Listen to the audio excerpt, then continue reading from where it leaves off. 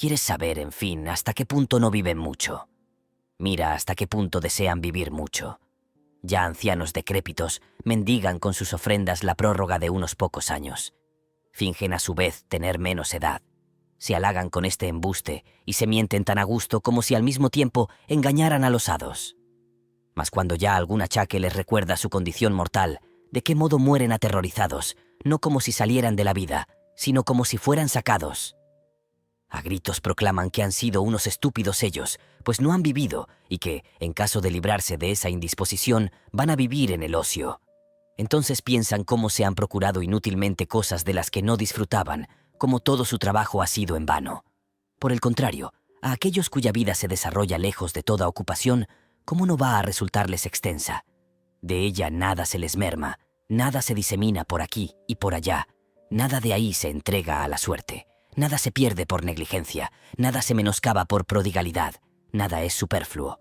Toda ella, por así decir, está puesta a interés. Así pues, por poca que sea, es de sobra suficiente, y por eso, en el momento en que llegue su día final, el sabio no vacilará en ir a la muerte con paso firme. Te preguntas quizás a quiénes llamo atareados.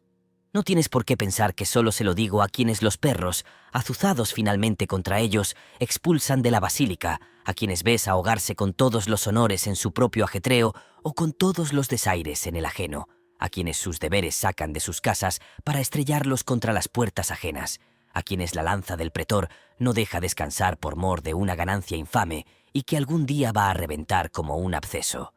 El ocio de algunos es atareado. En su villa o en su lecho, en medio de la soledad, a pesar de que se hayan apartado de todos, resultan fastidiosos para sí mismos. Su vida no hay que denominarla ociosa, sino ocupación desidiosa. ¿Llamas tú ocioso a quien clasifica con ansiosa precisión sus vasos de Corinto, valiosos por la manía de unos cuantos, y consume la mayor parte de sus días en unos metales herrumbrosos? ¿A quien se sienta en la ceroma? ¡Qué abominación, en efecto! Ya ni padecemos vicios romanos. ¿Aficionado a los jóvenes luchadores? ¿A quién separa los rebaños de los suyos, ya untados por parejas de edad y color? ¿A quién mantiene a los atletas bisoños? ¿Qué? ¿Llamas ociosos a quienes pasan muchas horas con el barbero, mientras les rasuran lo que ha crecido quizá la noche antes, mientras celebran consultas sobre cada uno de los pelos, mientras les arreglan la cabellera despeinada o les echan hacia la frente desde ambos lados la que está desapareciendo? Cómo se irritan si el barbero ha sido un tanto torpe, como si barbeara a un hombre. Cómo se encienden si les han recortado un pelo de su cabellera, si alguno ha quedado fuera de su sitio, si todos no han caído en su rizo correspondiente. ¿Quién hay de esos que no prefiera que se descomponga el estado antes que sus cabellos? ¿Que no esté más preocupado del arreglo de su cabeza que de su salud? ¿Que no prefiera ser más elegante antes que más honrado? Ociosos llamas tú a estos, ocupados entre peines y espejos. ¿Qué hay de aquellos se han empeñado en componer, escuchar, aprender canciones, mientras su voz, cuya correcta emisión la naturaleza hizo excelente y sencillísima, la retuercen con los altibajos de una melodía inadecuada? Aquellos cuyos dedos suenan siempre mientras miden para su coleto algún poema. Aquellos que, cuando están dedicados a tareas serias, incluso a menudo tristes, dejan oír el tarareo de una melodía. Esos no tienen ocio, sino negocios inútiles. Por Hércules, yo no pondría sus banquetes entre sus ratos libres, cuando veo cuán cuidadosos disponen la plata, que esmeradamente ciñen las túnicas de sus esclavos de placer, que pendientes están de cómo sale el jabalí de manos del cocinero, con qué rapidez, al darse la señal, corren los esclavos imberbes a sus menesteres, con cuánto arte se trinchan las aves en trozos nada irregulares, qué aplicadamente limpian los desdichados muchachitos las babas de los borrachos. Con esto se ganan fama de elegancia y magnificencia, y hasta tal punto en todos los avatares de su vida los persiguen sus males, que ni beben ni comen si no es por interés. Tampoco contaría yo entre los ociosos a los que se trasladan en silla o en litera de acá para allá, y se presentan a las horas de sus paseos como si no les fuera posible faltar a ellos, a quienes otro ha de recordar cuándo deben lavarse, cuándo nadar, cuándo cenar. Hasta tal punto se deshacen en la excesiva lasitud de su espíritu refinado, que no pueden saber por sí mismos si tienen hambre. Me cuentan que uno de esos refinados, si es que hay que llamar refinamiento a desaprender la vida y la conducta propias de un hombre, colocado en la silla, preguntó: ¿Ya estoy sentado? ¿Piensas tú que éste, que ignora si está sentado, sabe si vive, si ve, ¿Si está ocioso? No sabría decir claramente qué me da más lástima, que lo ignorara o que fingiera ignorarlo. Sufren, de hecho, el olvido de muchas cosas, pero también simulan el de muchas. Ciertos vicios los complacen como si fueran pruebas de su felicidad. Parece de hombre demasiado plebeyo y menospreciable saber qué haces. Ahora ve y mantén que los mimos se inventan muchas cosas para criticar nuestro desenfreno. Por Hércules, pasan por alto más cosas de las que se inventan, y la enorme abundancia de vicios increíbles en esta época, solo para esto imaginativa, ha llegado al extremo de que ya podemos denunciar la negligencia de los mimos. Que haya alguien que con los refinamientos se haya echado a perder hasta el punto de fiar en otro si está sentado. Luego este no es un ocioso, podrías darle otro nombre. Es un enfermo, más aún, es un muerto. Es un ocioso aquel que de su ocio tiene también la sensación. Mas este vivo a medias, a quien hace falta un testigo para distinguir las posiciones de su propio cuerpo, ¿cómo puede éste ser dueño de ningún tiempo? Es prolijo repasar uno por uno aquellos cuya vida han consumido los bandidos o la pelota o el cuidado de cocer su cuerpo al sol. No son ociosos aquellos cuyos placeres tienen mucho de negocio. En efecto, nadie dudará de que no hacen algo laboriosamente los que se entretienen en el estudio de erudiciones inservibles, de los que ya hay entre los romanos una tremenda tropa.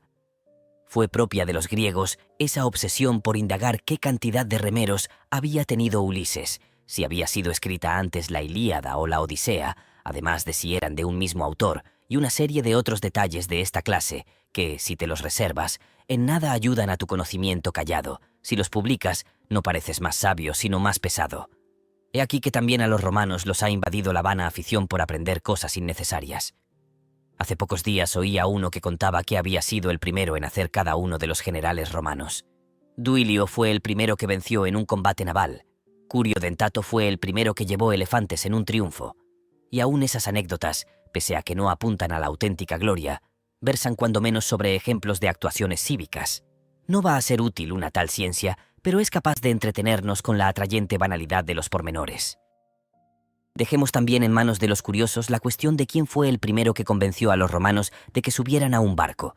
Ese fue Claudio, por eso mismo apodado Caudex, porque un ensamblaje de muchas tablas entre los antiguos se llamaba Caudex, de donde se denominan códices las tablas públicas, y aún hoy en día, conforme a una antigua tradición, los barcos que transportan provisiones por el Tíber se llaman codicariae.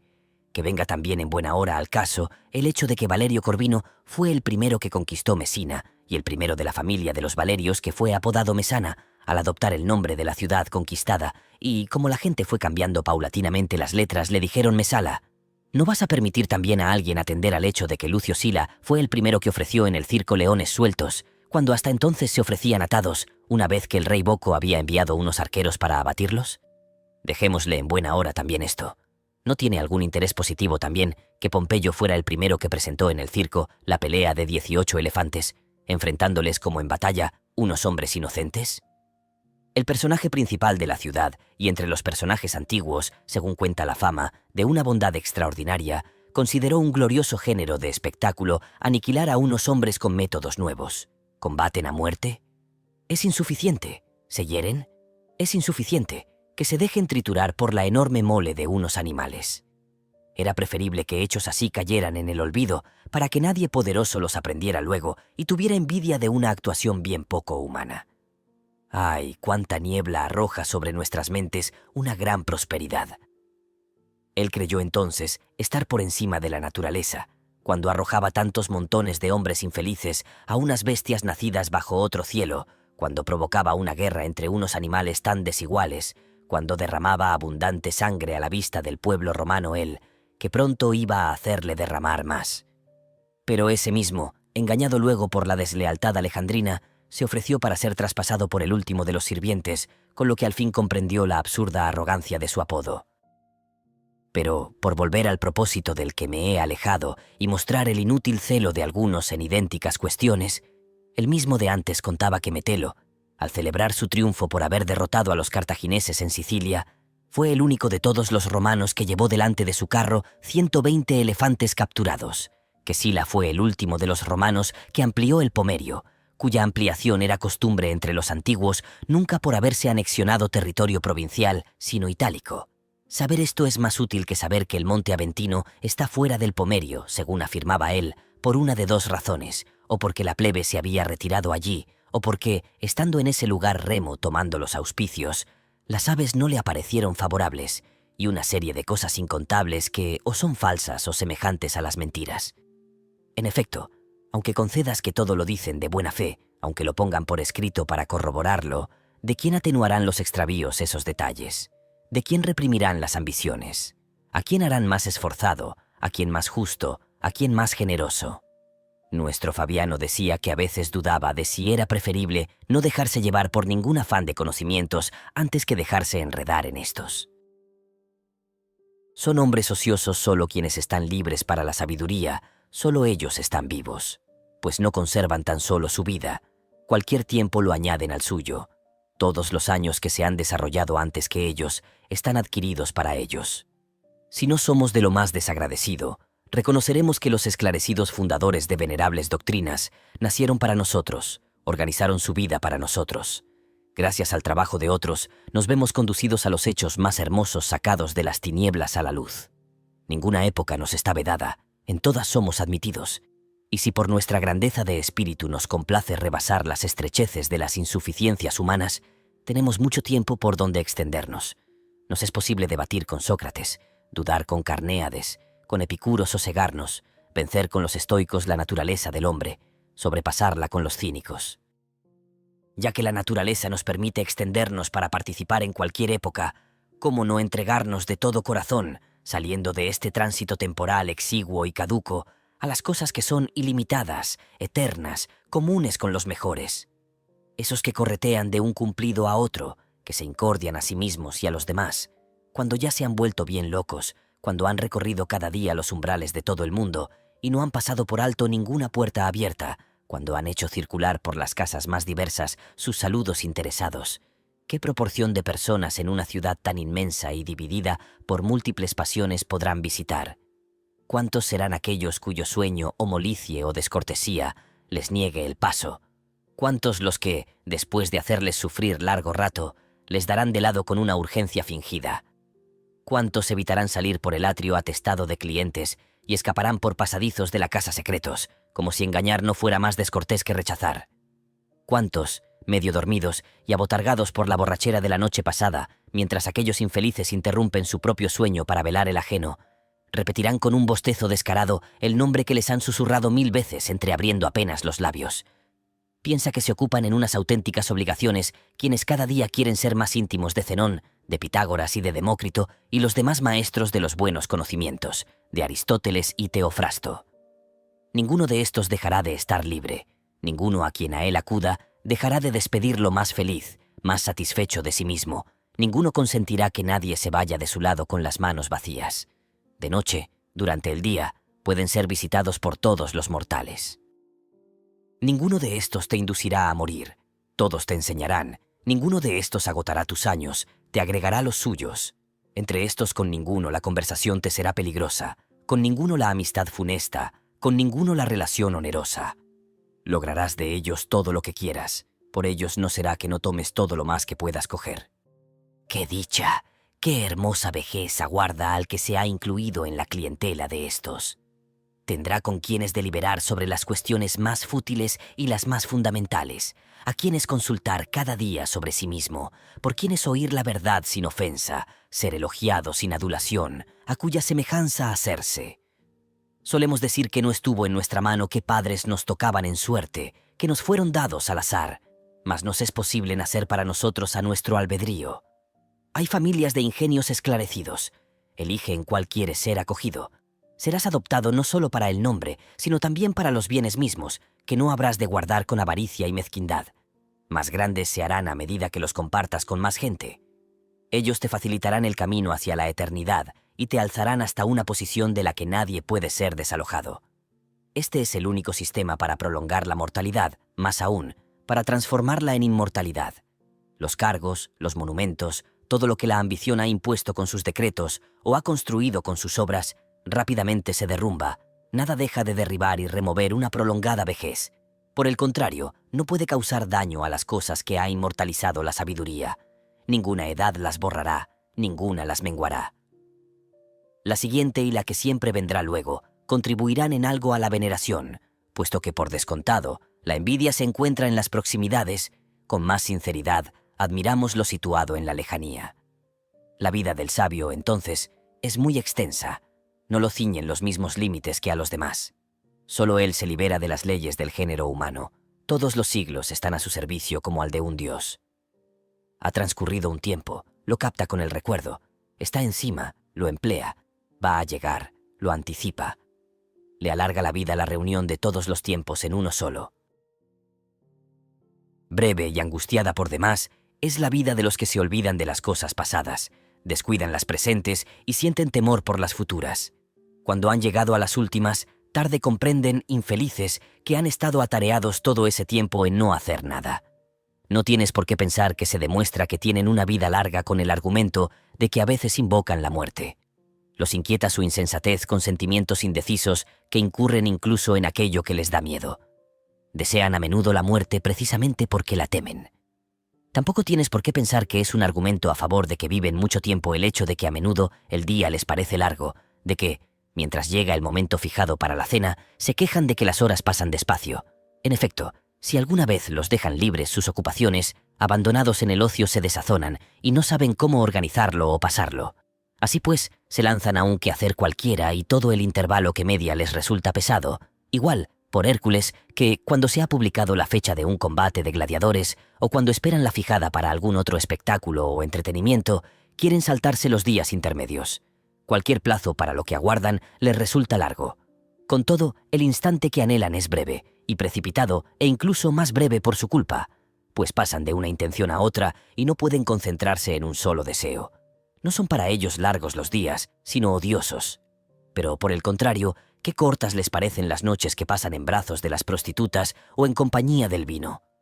De ahí también el delirio de los poetas, que con sus fantasías fomentan los extravíos humanos, a quienes les pareció que Júpiter, por los placeres del coito cautivado, duplicó una noche. ¿Qué otra cosa sino inflamar nuestros vicios es asignarles a los dioses como promotores suyos y dar a la pasión enfermiza una licencia justificada por el ejemplo de la divinidad? ¿Pueden no parecer cortísimas las noches a esos que las compran tan caras? El día lo pierden por esperar la noche por temer el alba. Sus placeres mismos son intranquilos y agitados por múltiples zozobras, y cuando están en pleno transporte, los sobrecoge un angustioso pensamiento. ¿Esto, hasta cuándo? Por este sentimiento los reyes han llorado su poder, y no los ha complacido la magnitud de su prosperidad, sino que los ha aterrorizado el final que en algún momento ha de llegar. En una ocasión en que el arrogantísimo rey de los persas desplegaba su ejército por las inmensidades de las llanuras y no podía concebir su número, sino su tamaño, derramó lágrimas porque, en 100 años, de tanta juventud no quedaría nadie. Y sin embargo, ese mismo que lloraba iba a acelerarles su destino y a aniquilar a unos en el mar, a otros en tierra, a unos en una batalla, a otros en una desbandada, y en poco tiempo iba a exterminar a aquellos para quienes temía 100 años. ¿Qué hay de que incluso sus alegrías son intranquilas? Pues no se basan en motivos consistentes, sino que las perturba la misma ligereza de la que brotan. Ahora bien, ¿cómo piensas que son sus momentos infelices, también según propia confesión, cuando incluso estos en que se exaltan y se alzan por encima del hombre son poco naturales? Los mayores bienes son intranquilos, y en ninguna suerte se confía menos que en la mejor. Para preservar la prosperidad hace falta más prosperidad, y hay que hacer votos por los votos mismos que han salido bien. Pues todo lo que nos toca por casualidad es inestable, y cuanto más alto se remonta, más expuesto está a la caída. Y el caso es que a nadie complacen las cosas que van a caer. Luego es lógico que sea infelicísima, no solo cortísima, la vida de los que se procuran con gran trabajo cosas que poseen con otro aún mayor. Laboriosamente logran lo que quieren, angustiosamente tienen lo que han logrado. Entretanto, no se hace ninguna cuenta del tiempo que nunca más ha de volver. Nuevas ocupaciones sustituyen a las antiguas. La esperanza despierta más esperanzas, más ambiciones la ambición. No se busca el fin de las desgracias, sino que se modifica el motivo. Nuestros cargos nos han hecho sufrir, más tiempo nos quitan los ajenos. Hemos dejado de afanarnos como candidatos, empezamos a hacerlo como electores. Hemos desechado los disgustos de ser acusadores, nos encontramos con los de ser jueces. Ha dejado de ser juez, es instructor. Ha envejecido en la administración asalariada de bienes ajenos, se ve retenido por sus caudales propios. La sandalia ha dejado ir a Mario, ejerce el consulado. Quincio tiene prisa por pasar su dictadura, lo reclamarán de su arado. Marchará contra los cartagineses, inmaduro aún para tamaña empresa. Escipión, vencedor de Aníbal, vencedor de Antíoco, honra de su consulado, fiador del de su hermano, si no hay por su parte oposición, se verá situado junto a Júpiter.